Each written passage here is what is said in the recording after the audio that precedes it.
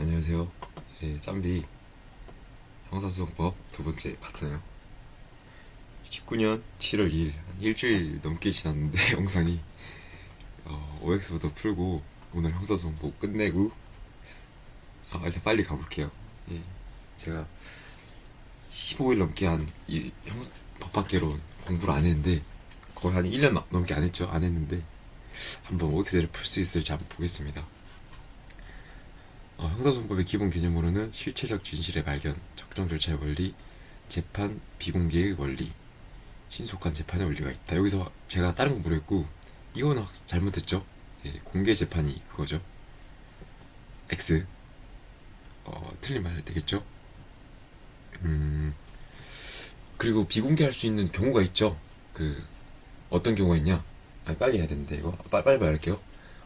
피고인이 뭐 어리거나 여성일 때 뭐 강간지 이런 거 하면은 여성이 이거 좀 민망하잖아요. 그럴 때는 절차를 공개 안 하고 결과만 공개하거나 국익에 해가 있을 때도 뭐 중요 국가 기술이 있다 이러면은 그 심판할 때 판례 재판할 때 절차가 나오잖아요. 그런 게 도면 같은 게 그런 게 공개되면 안 되니까 비공개하고 대신 무조건 결과는 공개. 알겠죠? 형사소송법은 절차법이며 사법법이다. 오, 맞는 말이죠. 이거 기출 지문이고 사법이 지키는 사법이라는 거 아시면 되겠죠? 또 개인 간의 사법이 이게 사법이란 말도 공법이란 말도 있고 나중에 행정법 가면은 공법 뭐 사법 개인 간의 사법 이런 말도 있는데 이거는 우리 사법 공무원이라 하죠. 사법직이다, 법원직이다, 사법직이다 이렇게 지킨다 할 때 사예요. 법을 지키는 사람. 예. 적정 절차의 원리는 형사소송의 지도 이념에 해당된다. 맞는 말이죠. 민사소송이 실체적 진실주의를 중요한 방법은 형사소송은 형식적 진실주의를 추구한다. 반대죠. 민사소송은 개인 간의 그거기 때문에 민사소송이 형식적인 진실. 그러니까 소송이 가는 뭐 무슨 진실주의를 추구할 때 끼어들면 안 돼요. 당사자들만의 그런 거니까. 형사소송은 대신에 누군가가 죄를 진 사람을 확실히 처벌해야 되니까 진짜 처벌해야 되니까 진짜 범죄를 저지른 사람 처벌해야 되니까 실질적 진실주의. 형사소송법은 공판 절차뿐만 아니라 수사 절차, 형 집행에 대하여도 규정하고 있다. 5. 우리나라 형사소송법은 형법의 적용 및 실현을 목적으로 하는 절차법이다. X. 실제법은 형법이죠. 형법. 우리나라 형사소송법은 공판 절차뿐만 아니라 수사 절차도 규정한다. 5. 우리나라 형사소송법은 순수한 직권주의를 기본 구절 아니죠. 당사자주의죠. X. 우리나라는 범죄 사실이 인정되더라도 공소가 제기되지 않을 수 있다. 5. 이게 검사들의 특권, 기소 편의주의죠. 또 어떤 예가 있나? 뭐 예를 들어서 폭행죄를 해요. 어른들끼리 폭행죄를 하면 피 터지고 막 위험하잖아요. 근데 막 5살짜리 애들끼리 폭행죄를 하는 거예요. 뭐 그러면 우리 법에서도 막 미성년자는 처벌 안 한다, 형법 처벌 안 한다 이런 것도 있지만 무엇보다 어린애가 어른을 또 때린 경우는 다르거든요. 어린애가 어른을 때려서 어른이 다쳤다. 근데 그런 경우에 검사가 이거를 어른을 대상으로 하면 좀 달라지는데 아이들 간 법 면제권에서 그래서 처벌할지 말지 정할 수 있어요. 4살짜리 애가 만약에 뛰다가 할아버지를 밀었어요. 실수로. 그러면 이거를 형사소송법적으로 처벌할 것이냐. 뭐 민사소송법으로는 손해배상해라 부모가 이럴 수 있겠죠. 근데 형사소송법으로는 애를 너 과실치상 이렇게 할 수는 없잖아요. 그죠? 그래서 기소 편의주의가 있다. 예. 우리나라는 범죄사실 인정, 이게 말했고 488번 신속하게 진행하기 위하여 인정되는 형사소송법 절차. 관공판이죠. 완하라 했네. 완하. 또 고쳐야 되는데. 아씨.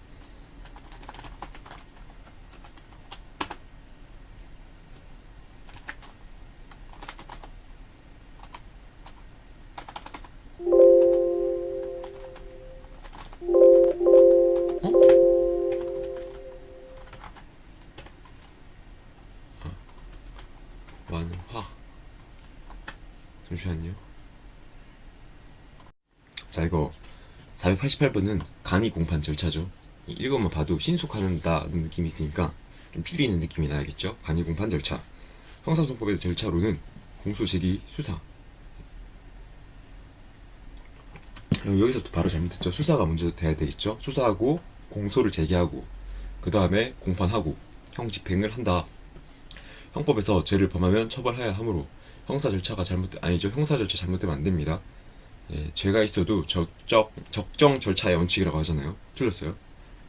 한국이 형사소송법은 국적에 상관없이 한국 외국에서 적용된다. X 한국인이나 또는 한국 영토 내에서만 되는 거죠. 492번. 그죠. O 뭐 이거 대통령이나 국회의원 아니면은 우리 소파 협정에 의해서 한미 또 대사관 뭐 이런 거 있죠. 헌법에서는 원칙적으로 소급표가 금지되며 피고인에게 유리한 경우에만 소급표가 적용된다. 때문에 형사소송법 역시 소급표 금지의 원칙이 적용이 된다. X 그 형사소송법은 절차가 바뀌면은 바로 적용해야 됩니다. 소급이 바로 된다는 뜻이죠. 예, 소급표 금지는 소급을 하지 않는다는 뜻이죠. 형법에서도 소급표 금지가 되지만 피고인에게 유리한 경우 소급표가 적용이 된다. 이게 맞는 말이죠. 예. 형사소송법은 바로 소급표가, 왜냐면은 이미 절차를 하고 있고 우리 법이 바뀌면은 어떻게 돼요? 다들 네모내주죠. 그죠? 그게 소급표를 한 거예요. 복잡한가 이렇게 말하면? 그러니까 일단 복잡하시면 형법은 소급표 금지가 형법, 형사소송법 둘 다 아니지. 형법은 소급표 금지가 원칙이나 유리할 때 소급표, 형사소송법은 소급표. 알겠죠? 우리나라 형사소송법은 당사자주의, 탄핵주의를 하므로 직권주의적 요소는 없다. 아니죠. 법원에 이제 공소장 변경 요구나 증인신문 제도, 직권 증거 조사 제도 이런 게 직권주의적 요소고, 495번은 이 D가 틀린 그거죠. 피고인의 증거 신청권은 피고인이 하는 거죠. 이거 직권 당사자적 요소죠. 직권주의 요소 아닙니다. 496번 형사소송 절차에서 그 진행의 주도적 지위가 당사자에게 있는 소송 구조를 규문주의라고 한다. 아니죠. 당사자주의라고 해야겠죠. 규문주의는 법관이 그거 주도를 가지고 있죠. 예. 규문주의라는 말이 어려우면은 이게 뭐 이상한 학 같은 데 가면 많이 나오거든요. 뭐 경찰학, 어디 뭐 사회학 이런 데 가면 성문주의, 규문주의 이런 말이 있어요. 그러니까 비슷한 느낌이라 하면 되는데 어디 작성해 놓은 거 이대로 가자라고, 그러니까 작성했다는 뜻이 꼭 쓴다는 게 아니라 이 작성을 하기 위해서 수많은 절차가 있어요. 법원에 우리가 보는 법조문 하나에 뭐 헌법만 해도 기억이 안 나네. 뭐 노동법만 해도 이것도 안 나네. 법이 기억이 안 나네 갑자기. 아무튼 그 법 하나를 쓰는 데만 해도 절차가 입법해야 되고, 막 국민 투표도, 헌법 같은 거는 국민 투표도 해야 되고, 수많은 절차, 뭐 법학자들이 모여서 이렇게 하자 이러는 토의도 해야 되고, 이런 걸 다 거치고 성문법처럼 이렇게 한 줄 쓰는 거거든요. 그래서 뭔가 딱딱하고 조금 국가적인 위치가 강하잖아요. 그죠? 규문주의도 비슷한 느낌이라고 생각하시면 돼요. 느낌으로만 풀어도 답만 맞으면은 딸 수 있다, 자격증은. 형사소송법상 소송 주체로는 검사, 피고인, 법원, 변호인 아니죠. 그거죠, 보조자. 우리나라 형사소송법에서 소송관계인으로는 증인, 감정인, 수사기관, 검사 포함. 검사는 안 되겠죠. 예, 소송 관계인이 아니라 소송 주체니까. 고소인도 안 되겠습니다. X. 고소인은 되겠네요. 이게 왜냐면은 이게 고소 당한 사람이 기소되는 사람이니까 고소인은 관계인. 알겠죠? 형사소송법상 소송 주체로는 검사, 형사, 피해자. 법원이 피해자는 아니겠죠. 가해자가 차라리 나오면 낫지. 형사도 나오면 안 되겠고, 우리나라 소송법상 단독부와 합의부로 나뉘며 1심 법원의 경우 단독제가 원칙이다. 맞죠? 왜냐하면은 단독부로 가야지 이제 조금 많은 그걸 할 수 있겠죠. 피라미드처럼 걸치고 하니까. 그 필터처럼. 예. 합의제 법원이 합의체 법원이래. 합의체 법원이라. 자꾸 이거 배포형 문서 걸어가지고. 잠깐만요. 하나의 법원이 다른 법원의 법관에게 일정한 소송 행위를 촉탁하는 경우 촉탁받은 판사는 촉탁판사라고 한다. 그죠? 촉탁판사는 수탁판사, 그리고 수임판사 뭐 이런 거 있었죠. 수명법관. 예. 소송 같은 수도법원과 독립하여 소송법상 권한을 행사할 수 있는 사람을 수임판사라고 하죠. 수임판사. 어떤 사람이 있나요? 예, 영장 따로 청구하는 사람, 영장 재판을 따로 하는 사람이라거나 구속 적부심을 따로 심판하는 사람. 복잡하시면은 명을 받드는 사람이라 하죠. 명을 받드는 사람. 명을 받드는 사람이 법관. 독립하는 그 수임. 임무를 맡은 사람. 수임이 독립. 뭐 너무 귀찮다. 그럼 수임이 독립하고 독립해서 영장실질검사랑 구속적부심을 한다. 이게 왜 관련이 있나요?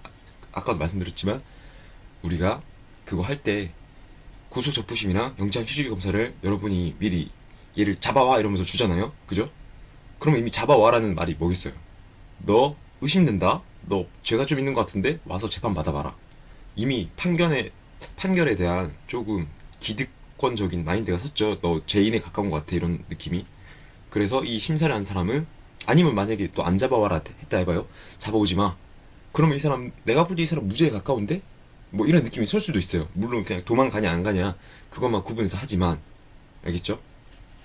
그리고 만약에 잡아와라 했다. 잡아오라고 한 이유가 얘가 증거인멸할 것 같아서. 증거인멸을 왜 하죠?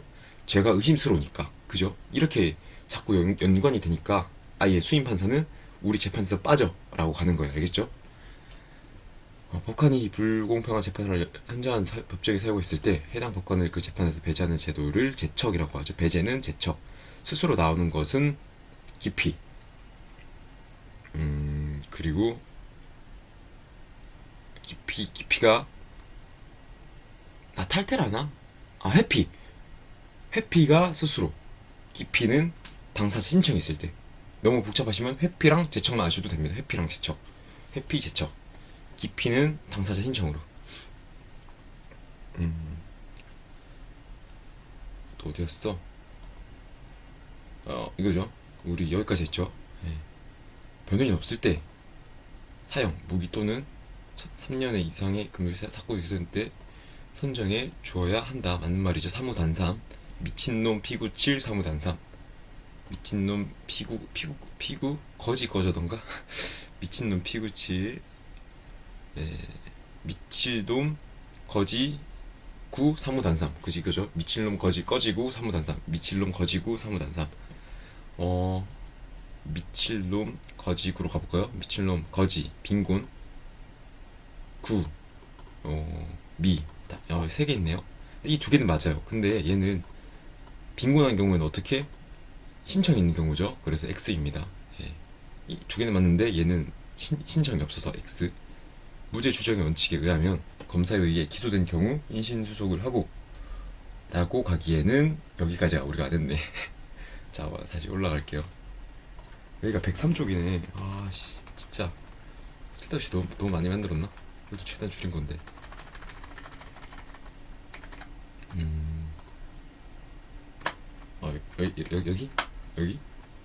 여기. 자, 우리 여기까지 무슨 뜻이냐? 여기까지는 이제 기본 틀을 배웠어요. 우리 절차가 어떻게 된다 했죠? 의심 있으면은 수사하고 공소하고 재판하고 형의 집행 이렇게 가잖아요. 4개. 근데 지금 큰 틀을 가르쳐 준 거예요. 지금 이 4가지 큰 틀을 진행하는데 형사는 형사는 이제 수사 보조자고, 뭐 검사는 수사의 주체다, 뭐 이런 개념을 알려준 거고, 재판될 때 판사는 어떠한 판사가 있고 어떤 법원에 가야 되며 종류가 무엇이냐를 정의를 알려줬고, 이제는 이제 수사부터 하나씩 올라가는 거예요. 공소제기부터 가볼게요. 자, 공소제기 위해서는 혐의가 있는 사람이겠죠. 그럼 혐의가 있으면 어떻게 해야 되나요? 수사를 해야 됩니다. 수사 기관에서 나온 사람은 3사람이죠. 3사람. 검사, 사법경찰관, 그리고 피의자죠. 피고인이 아니에요. 왜냐하면 피고인은 검사에게 공소가 된 사람을 피고인이라고, 혐의가 있는 사람을 피의자라고 합니다. 알겠죠? 혐의도 없는 사람이 있나요? 혐의도 없고 공소가 되지 않고 수사기관 내부에서만 조사한 사람이 있어요. 이거를 피내사자라 합니다. 그러니까 첫 번째 순서대로 가자면 피내사자, 피의자, 피고인으로 가야겠죠. 계속 읽어볼게요. 검사는 수사의 주체자. 검사가 리더다. 사법경찰관리는 보조기관이다. 그리고 검사는 수사 지휘권을 가진다. 수사는 임의수사 관계수사를 불문한다. 이거 중요해요. 주관적 혐의. 왜냐하면은 우리 국가 공무원이나 이런 거 공적인 업무 생각하면은 무조건 객관적이어야 돼라는 이미지가 있어요. 근데 수사는 주관적 혐의에 의해 개시돼요. 왜냐? 의심스러운데 이걸 객관적으로 볼 때 누가 이걸 터치하게끔 하겠어요. 그죠? 왜냐면 요새 또 개인 간의 이런 게 좀 강조되다 보니까 객관적으로 막 갈 수가 없단 말이에요. 주관적으로 혐의가 있으면은 몰래 형사들은 이제 그런 거 막 드라마 보면 막 추격하고 막 그러잖아요. 몰래 내가 볼 때 존나 의심스러운데 이러면은 딱 보니까 범인이고. 예. 주관적 혐의에 의해 개시된다. 최소한 더 이거는 뭐 당연한 말이고, 구체적 사실에 둔 주관적 혐의. 자, 수사기관의 체험에 의한 단서와 타인의 청취에 의한 단서가 있는데 이거부터 갈게요. 고소. 남이 고소를 해야겠죠. 저 사람을 죄 지었으니까 내가 피해봤어요. 고소할게요. 저 사람 나한테 사기쳤어요. 정말 사기꾼으로 감옥에 넣어주세요. 고발. 제가 보기에 뭐 A랑 B랑 뭐 폭행은 안 되겠다. A랑 B랑 절도를 하는 걸 제가 봤습니다. 예, 이런 거죠. 자수. 내가 살인을 저질렀습니다. 예, 진정. 사정하고 진술하고 조치를 취하는 일. 뭐 이렇게 남이 스토리텔링을 해주는 거를 타인의 체험에 의한 조치. 청취에 의한 단서.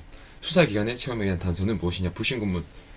경찰분들이 일로 와보세요. 여기 살인사건이 났으니까 당신 뭐였는지, 또는 여기 손에 피 묻은 거 이유 한번 말해보세요. 이런 거 있고, 변사자 검시. 자, 시체를 국과수에서 하는 게 맞는데 이제 우리 막 폴리스 라인 치고 들어오지 마시고 하면서 시체 현장 이런 거 막 보잖아요. 그것도 수사기관 체험에 의한 단서. 보면은 뭐 칼이 찌르는 흔적이 명백하다. 그러면은 일단 살인죄가 일어나는 거를 알 수 있으니까 수사를 열 수 있겠죠. 예. 근데 막 애매하게 아무런 흔적 없이 누워 있어요. 그러면 이게 살인죄인지 자살인지 아니면은 뭐 그냥 자연사 심장마비인지 모르잖아요. 그죠? 그래서 수사를 열 수가 없어요. 왜냐? 그러면은 그냥 국과수에서 이거 결과가 나올 때까지 기다려야죠. 검시가 무엇이냐? 이게 검시는 눈으로 보는 걸 검시라 생각할게요. 예. 시체 해부 이런 건 안 하잖아요. 검시보다 더 높은 말이 있었는데 그거 뭐라 하지? 저 넘어갈게요. 일단 이건 현행범의 체포, 그리고 다른 사건 중 범죄 발견 이런 거를 체험에 의한 단서다. 이거는 구분 좀 지을 수 있는 촉만 있으면 돼요. 그리고 이런 게 있다. 단서를 얻는 방법이 두 가지가 있다. 이거 수사의 개시. 고고자 뭐 아니면 소발수 이렇게 되고, 고고자 자고고 이렇게 해도 되고, 고소고발 자수가 있는데 즉시 수사가 개시된다. 3개월 뒤에 개시된다 이런 거 안 돼요. 즉시 수사가 개시된다. 고고자. 근데 문제가 있어요. 고발하면은 무조건 해야 되는 거 아닌가요? 예. 고발하면은 그렇게 막 하진 않습니다. 알겠죠? 뭐 객관적으로 판단을 했을 때 하는 거고, 일단 우리 법학 용어에서는 즉시 수사가 개시된다 이렇게만 알면 돼요. 현실이랑 또 시험이랑 다르니까. 예. 이거 고소와 고발을 구분해야 돼요. 무슨 말이냐? 고소는 소를 제기한 사람이고, 고발은 제3자가 하는 거예요. 그래서 소를 제기하고 취소를 하면 어떻게 돼요? 1심 판결제를 취소를 하면은 다시 소송을 걸 수 없죠. 왜냐하면 소송 절차도 많고 또 이게 빡빡하고, 좀 취소한 거에 대해서 다시 소송 거는 것 자체가 이거 피고인을 죽이는 일이잖아요. 계속 바쁘게 너 와라 왜 안 오냐 이런 식으로 하는 거고, 고발은 취소하고 안 하고 마음대로 해도 돼요. 왜냐? 수사기관이 하는 거니까 듣고 그냥 수사기관에서 이거 또 고발했네, 장난 고발 취소해 이렇게 할 수 있단 말이에요. 알겠죠? 그래서 고발은 기간이 없어요. 왜? 일단 좀 프리하잖아요. 약하잖아요. 컷이. 대신 고소는 기간이 있습니다. 왜요? 일단 6개월이라는 시간이 지나가고, 또 이게 또 다르죠. 친고죄의 경우만 6개월이고 그 기소유예라고 하죠. 기소유예 있는 그런 소송 기간도 있고, 중요한 것은 친고죄의 경우 6개월이라는 거. 이거 무조건 나올 수 있다는 느낌이죠. 6개월. 애매한데요? 이거 6개월까지 외워야 돼요? 외우시지 않더라도 무조건 틀리게 되려면은 이 숫자를 꼬아서 낼 거거든요. 그럼 다른 개념을 알고 있으면 돼요. 알겠죠? 대리가 허용되고 고발은 허용되지 않는다. 이거는 외워줘야 돼요. 이거 항상 혼돈됐거든요. 왜냐면 고발이 제3자가 하는 거기 때문에 이미 대리라는 개념이 통하지 않냐라는 개념이 있었는데 안 돼요. 고발하는 사람 자체, 그러니까 제3자의 대리자가 고발하는 거는 그것도 제3자로 보는 거잖아요. 그죠? 그래서 대리가 아니라 그 사람이 고발하는 걸로 봐야죠. 대신 고소는 내가 5살짜리 애예요. 애인데 뭐 강간을 당했다든지 아니면은 팔이 잘렸어요. 살인의 그 범죄자에 의해서. 그러면 5살짜리 애가 뭘 알겠어요. 그냥 아빠한테 말하겠죠. 아빠가 소송을 대신 걸겠죠. 고소하고 그런 걸 대리. 알겠죠? 고소는 대리가 되나 고발은 대리가 되지 않는다. 공통점. 예, 친족 상도례죠. 자기 또는 배우자의 직기족 존속을 고소하거나 고발할 수 없다. 그러면은 살인죄나 뭐 이런 거 발생하면은 처벌 못해요? 말씀드리지만 고소가 가능한 거는 형법이 아니에요. 그러니까 우리 친고죄라고 하잖아요. 그죠? 사모의 비밀. 그죠? 기억나시죠? 사모의 비밀만 친고죄고 반의사 불벌죄는 또 달라요. 알겠죠? 고소가 되는 죄는 사모의 비밀. 그렇기 때문에 친족 상도례가 돼요. 재산죄나 명의죄이기 때문에. 단 살인죄가 일어나면은 이건 무조건 사람이 죽었으니까 처벌을 해야겠죠. 형법상의 범죄니까. 그래서 이렇게 친족 상도례가 안 돼요. 알겠죠? 그러니까 형법상의 범죄랑 또 이게 친고죄랑 구분을 여기서 또 한번 잘 짚고 가셔야 된다는 거 말씀드리고, 고소 특이점 1심 판결 선고 전까지만 취하가 가능하다 까지만 알면 되겠습니다. 한번 읽어보시고 수사의 방법 정지하고 읽어보세요. 저는 넘어가지만 여러분은 정지하고 읽어보시면 돼요. 임의수사가 원칙이며 강제수사는 법률적으로 존재하는 경우 외적 강요. 이게 무슨 말이냐? 임의수사가 그 피의자 신문 같은 방법이고, 강제수사는 이게 물건 가져와서 하고 막 구속시켜놓고 하고 뭔가 속박이 필요한 거죠. 내 의사랑 상관없이. 이것만 딱 생각해도 어떻게 했어요? 잠깐만 서주세요. 여기 살인사건이 일어났습니다. 이게 원칙이겠죠. 예, 이미 수사가 원칙이겠죠. 그리고 강제수사. 여기 살인사건이 일어났으니까 당신 아무데도 가지마. 당신 구속할 거야. 당신 여기 뭐 가방 가져와. 이런 거 강제수사 되겠어요? 안 되겠어요? 예, 안 되죠. 단 지나가고 있는데 뭐 옷에 피가 막 묻어 있어요. 그리고 막 가방에 막 기다란 나무 방망이가 있고 나무 방망이 끝에 피가 묻어 있어요. 그러면은 이거는 잠시만요 이러면서 잡아서 대물적으로 뺏어서 보겠습니다 할 수 있죠. 이거는. 예. 자, 그러면은 이걸 어떻게 우냐. 자, 강제수사가 먼저 할게요. 두 개가 있어요. 대인적, 대물적.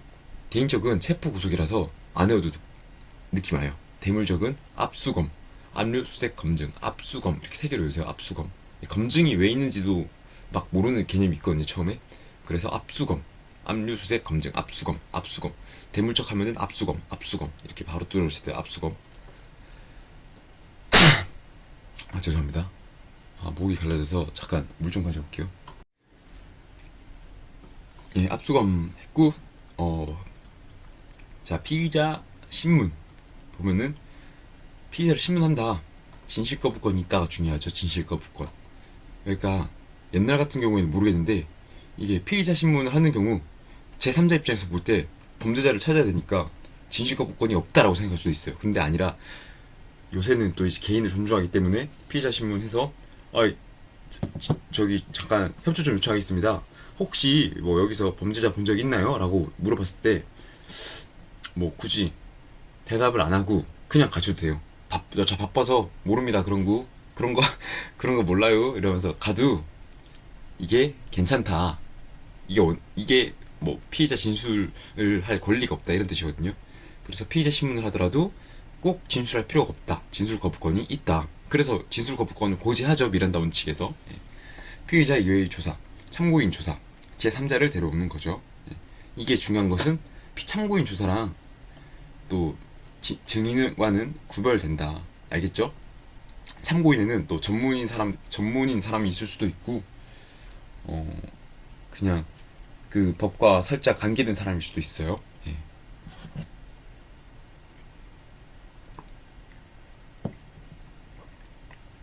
증인의 개념은 무엇이냐? 예, 법원 및 법관에 대해 진술하는 것을 증인이라고 합니다.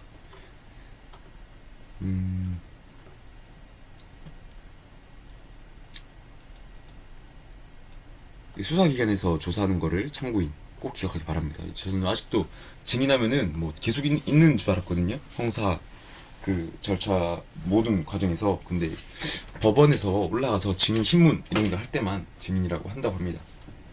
예외적으로 심판이 또 재판이 열리기 전에 증인 신문을 할 수 있는 경우가 있는데, 증인이 죽을 것 같은 격정이 될 때, 혹은 증인이 뭐 해외 가려고 할 때, 재판에 참석 못할 것 같을 때 증인에게 이제 증언을 미리 얻을 수 있는 기간도 있다, 개념도 있다, 이런 거 말면 되고, 감정 통역, 번역의 위촉, 이게 그거죠. 필요한 전문인에게 위촉하는 것. 물론 승인의 여부도 자유다. 사실 조회, 기타 공공기관에 협조를 요청하는 것. 여기까지 왔고, 또 잠깐 쉬었다 할까요? 양을 봅시다.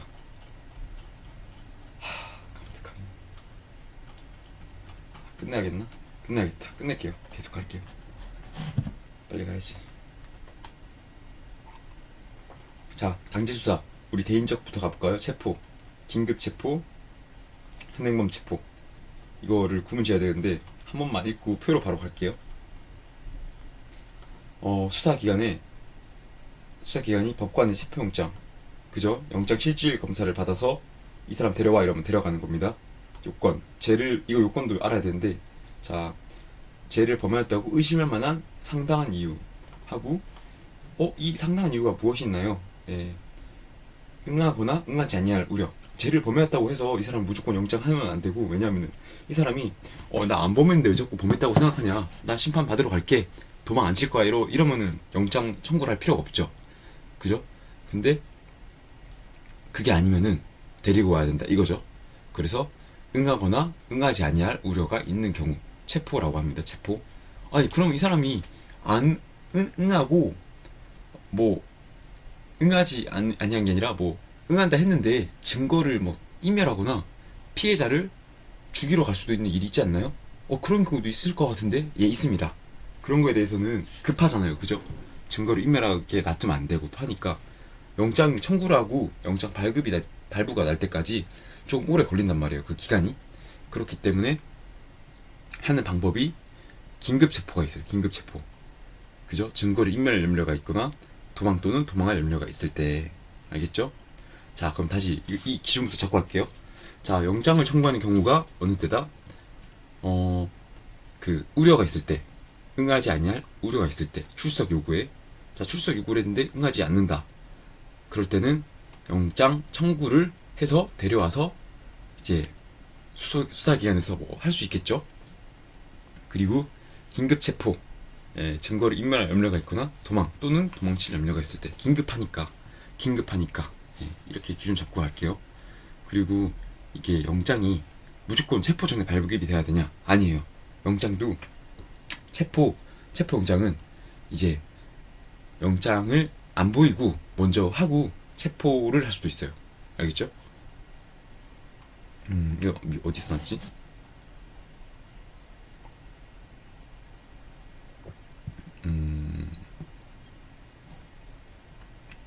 죄송해요. 제가 설명을 잘못해드렸네. 예. 그죠? 체포, 구속도 체포인데, 체포도 대인적 수단인데, 일단 영장에 의한 체포가 원칙이에요. 근데, 이게 영장 없이 체포할 때는 48시간 이내 구속영장을 청구해야 합니다. 알겠죠? 아니한 때에는 피의자를 즉시 성방. 이게 왜 혼돈이 되냐? 현행범 체포가 24시간 안에 경찰에게 인계라는 말이 있어요.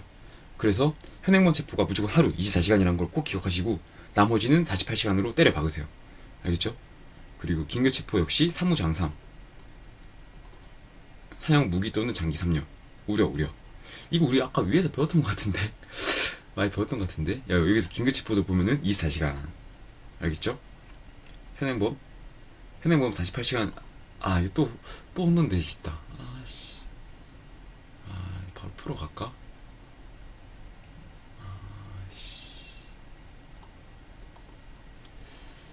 일단 이거 한 번만 읽고 갈게요. 나머지는 위에 가도 되니까. 오케이. 이거 한번 필요한 것만 읽고 갈게요. 사법경찰관이 긴급 체포한 경우 즉시 검사의 승인을 얻어야 된다. 알겠죠? 긴급 체포한 경우, 긴급 체포가 뭐죠? 영장 없이 체포한 경우니까, 영장주의가 원칙인데 예외니까 검사한테 승인을 받아야 돼요. 알겠죠? 그리고 긴급 체포한 때부터 24시간 이내 영장 청구. 아니, 아까 뭐 현행범 체포가 24시간이라면서요? 그거는 제가 다시 알려드릴게요. 큰일 났네. 내가 복잡해. 이거 한번 읽어보시고 바로 표로 갈게요. 표가 더 편해요. 이거. 자, 구속영장 청구. 구속영장 체포 후 48시간 이내 청구. 예, 구속영장이죠. 구속영장. 아니 왜 아까 체포랑 뭐 이상해요. 왜 영장이 자꾸 달라요? 예. 그러니까 체포 영장이 있고 구속 영장이 따로 있어요. 맞나? 네, 맞겠죠? 구속은 누가 하는 건가요? 예, 법원이 하는 게 구속이죠. 자, 체포 영장. 수사기관이 하는 것을 체포 영장. 법원에서 하는 거를 구속이라고 하는데, 아, 개념이 여기 있네. 뭘 해야 돼? 있다. 아, 이것도 복잡하네, 또. 이런 게 있다. 그러면 알려드릴게요. 일단 구분이, 자꾸 몸 동안 무슨 말 한 건 잘 모르겠는데, 체포영장, 구속영장, 이로 따로 나뉘고, 체포는 수사기관에서, 구속은 이제, 그거, 제기하고 검사가 청구해서 가는 개념이다. 이렇게 생각하고 갈게요, 일단. 여기 보면 시간 일단 비교해 볼게요. 셋 다 48시간 이내 청구인데 24시간 있는 게 걸려요. 긴급체포 24시간인데 이거. 잠깐만.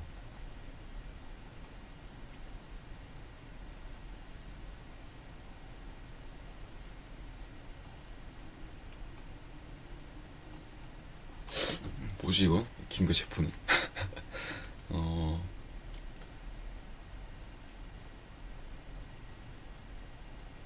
맞네. 긴급체포도 48시간. 잠시만요. 다시 말씀드릴게요. 이게 위에 게 다 맞아요. 무조건 48시간이에요. 네. 제가 이렇게 기억이 혼돈되는 거는 시험에서 잘 안 나왔다거나 제가 뭐 별로 안 중요하다 생각해서 안 본 거니까 여러분들 혼돈되면 외우지 마시고 차이는 이게 중요해요. 이게 알겠죠? 체포 원칙이 이거는 외우시고 이거는 48시간 이내 청구라는 거는 외우셔야 되겠어요. 이거는 외우시고 그 다음에 이거는 중요해요. 24시간 이내 압류수색 검증 가능. 사인이 체포한 경우 24시간이 인계. 알겠죠? 그리고 체포는 사전에 필요하나 나머지는 필요하지 않다. 이거 알고 집행자 정도만 아시면 되고 체포한 경우 40몇 시간 이내라는 질문의 포인트는 48시간이다. 이것만 알면 돼요. 예. 그리고 이것까지만. 자, 구속은 구인 구금시키는 거, 가둬놓는 것. 알겠죠? 이거 또 보면 또 시간 나오죠. 예. 그럼 이거 내면 진짜 치사한거 솔직히. 법학개론에서 이거 내면 진짜 치사하다. 경찰 시험이면 내가 이해를 해야 되는데 법학개론에서 이거 내면은 진짜 치사하다. 치사해. 와, 씨. 피의자 또는 피고인이 죄를 범했다고 의심할 만한 상당한 이유가 있는 경우 범죄 혐의는 수사기관의 주관적 혐의로는 부족하고 객관적 혐의여야 하며 객관적 혐의라도 구속 사유의 하나에 해당이 되어야 한다. 예. 우리 왜 이게 나올까요? 예, 주관적 혐의가 나온 게 뭐죠? 수사의 개시는 주관적 혐의로 해도 된다. 단 구속은 객관적 혐의가 있어야 된다. 어떤 정도로? 무죄 추정의 원칙을 깨뜨릴 정도로. 얘는 그럼 또 어떻게 해야 되나요? 자, 체포는 어떨 때였죠? 불렀는데 야, 너 와. 싫은데? 안 갈 건데? 그래? 너 체포영장 보낼 거야. 긴급체포는 뭐였죠? 얘가 증거를 인멸하거나 도망갈 것 같을 때 긴급체포죠. 그리고 구속은 이제 증거인멸, 도망에다가 주거가 없는 때 이 세 개라고 합니다. 알겠죠? 구속을 하는 것 자체가 일단 수사가 넘어갔다는 거기 때문에 조금 더 그거죠. 더 혐의가 있다는 뜻이기 때문에 이게 확실히 데리고 와야 된다 이런 뜻이겠죠. 예. 주거 부정, 증거인멸, 도망 염려, 증거인멸, 도망 또는 염려, 뭐 이렇게 있다. 만 아시면 되겠어요. 긴급체포 요건이 좀 많다. 사무장 3이랑 증거인멸, 도망 또는 염려. 예. 나머지는 뭐 조금만 보셔도 좀 와닿습니다.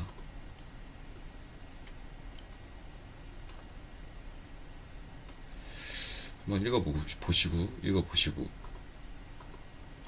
구속의 필요성 읽어보시고 피의자 구속. 이게 법관의 청구에 의하여 뭐 검사가 발부한 구속영장 이렇게 말을 섞어서 내요. 좀 치사하게. 그렇기 때문에 무조건 피의자 구속은 누가 청구한다? 형사가 청구하나요? 아니요, 검사가. 그 내년에 또 바뀔 수 있어요. 이게 지방자치경찰 되면서 막 수사권 넘어가면은 이거 싹 다 바꿔야 돼요. 끔찍해. 구속기간. 피의자 구속기간은 총 30일입니다. 어떻게?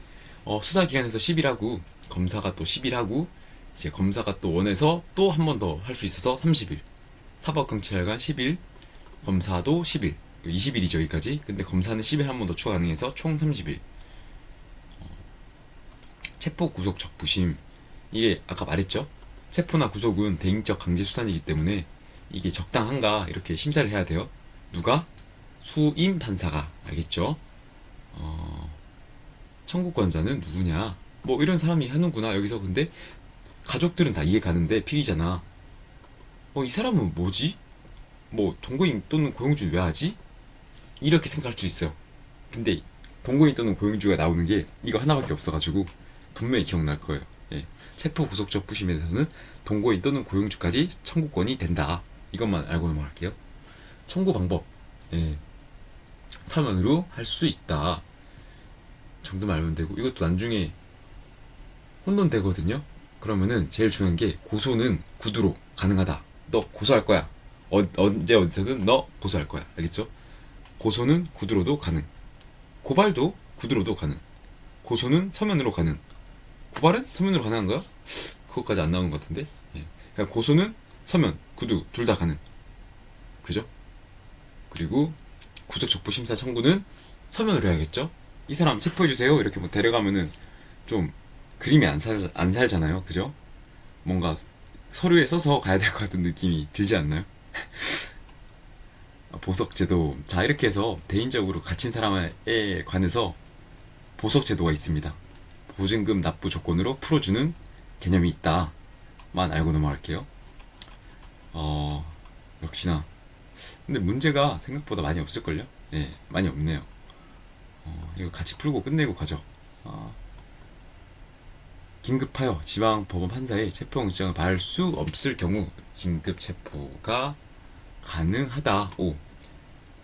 긴급 체포를 실시하는 경우 사법경찰관 또는 도는이 아니라 또는. 잠시만요. 긴급 체포를 실시하는 경우 사법경찰관 또는 검사의 피의자에게 알려야죠. 긴급 체포하는 사유를 알려야죠. 영장 없이 체포 가능하다. 단 사법경찰관이 긴급 체포를 한 경우에도 즉시 검사의 승인을 얻어야 한다. 맞는 말이죠. 5. 현행범을 체포한 때에는 실행에 착수하여 종료를 통해서 범죄 완성이 된 경우에만 가능하며 볼까요? 아니죠. 자, 종료했다 하더라도 현행범을 체포할 수 있죠. 왜냐하면은 자, 살인을 저지르려고 해요. 그죠? 막 칼을 이렇게 흔드는 게 보여. 이거를 검찰이 맞고 너 살인 미수 혐의로 체포합니다. 이것도 되는 거죠. 왜냐하면 미수범이니까. 지금 말한 게 미수범을 현행범으로 체포할 수 있냐 이거잖아요. 그죠? 되죠. 그리고 종료를 했다면 당연히 뭐 기수범이니까 또 체포해야 되고. 어떤 개념인지 알겠죠? X 틀린 말입니다. DMR 때문에. 현행범 누구나 영장 체포 가능하므로 사인인 경우에도 현행범 체포가 의무가 부담된다. 사인은 의무가 없어요. 경찰은 의무가 있는데 사인은 안 해도 그만이다. X. 경찰 또는 사법 경찰 관리가 진짜 너 왜 이렇게 대충 맞는 거야? 잠시만요. 네, 수정할 게 있어서.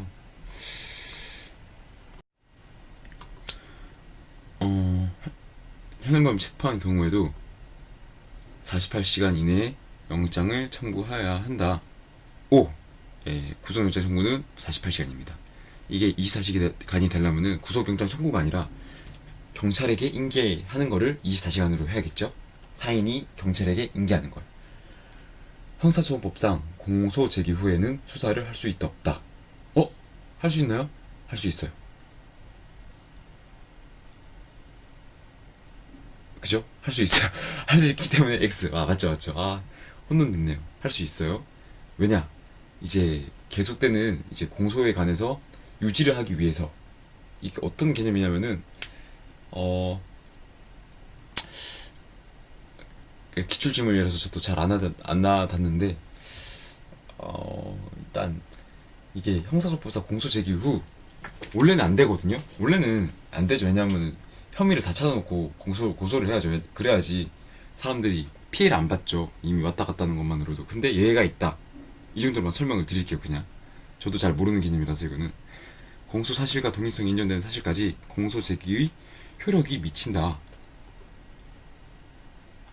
이거 우리 그 뭐였죠? 동일성을 가지는 것은 효력이 미쳐요. 이게 왜냐? 공소를 제기하지 않으면은 시간이 흐른단 말이에요. 그죠? 기소를 하지 않으면은 이게 공소 시효란 게 점점 줄어들겠죠? 그렇기 때문에 내가 공소한 순간 그때의 범죄와 같이 묶인 동일성이 있는 범죄들은 공소 시효가 멈춰요. 그것만으로도 공소 제기 효력이 생기는 거죠. 그죠? 그래서 오! 맞는 말입니다. 공소장에는 피고인과 공소 사실만 기재되면은 족하다. X 뭐 범죄형이나 몇 년형이나 뭐 이런 것도 써 있어야 돼요. 예. 형사소송법상 검증, 피의자 신문, 사실 조회, 수색은 임의수사다. 일단 압수검이죠. 검증이랑 수색은 임의수사가 아니라 강제수사죠. 강제수사, 압수검, 압류수색 검증. 검사가 재량에 의해 불기소 처분할 수 있는 원칙을 기소 편의주의라고 한다. 5. 참고인 진술, 청취, 피의자 신문은 임의수사로 보나 감정, 통역, 번역의 위촉은 강제수사로 보아야 한다. 아니죠. 강제수사는 이 사람 체포하고 구속하는 체포구속, 그리고 압류수색 검증, 대물적 요소인 압류수색 검증, 이 5개 있어요. X. 고소권자는 1심 판결 선고 전까지 고소 취소가 가능하며 검사는 기소 변경주에 의해 1심 판결 선고 전까지 공소를 취소할 수 있다. 이거 O입니다. O. 맞는 말이죠. 뭐든지 1심 판결 선고 전까지.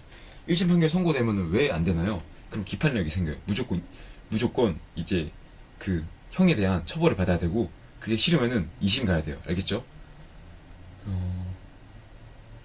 누누이 계속 나올 거예요. 1심 판결 선고 전까지란 말을 계속 들을 거기 때문에 이때 무언가 있구나 이런 촉이 올 거예요. 경찰서장의 직권할 심판은 검사의 기소 독점주의 예외이다. 5. 경찰서장의 경미한 범죄에 대하여 직결 처분하는 것이다. X. 아니죠. 경찰서장의 청구에 의해서 지방법원 판사가 하는 것입니다. X. 538번. 539번. 구속된 피고인을 석방하는 제도이다. O. 맞습니다.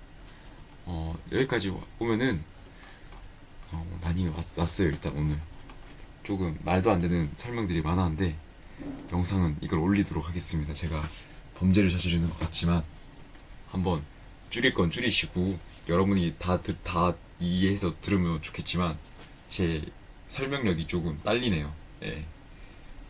형사소송법 저도 오랜만에 보고 제가 좋아하는 파트는 아니라서 너무 외울 게 많아요. 아 귀찮아. 일단 이번 영상은 여기서 끝내도록 하겠습니다.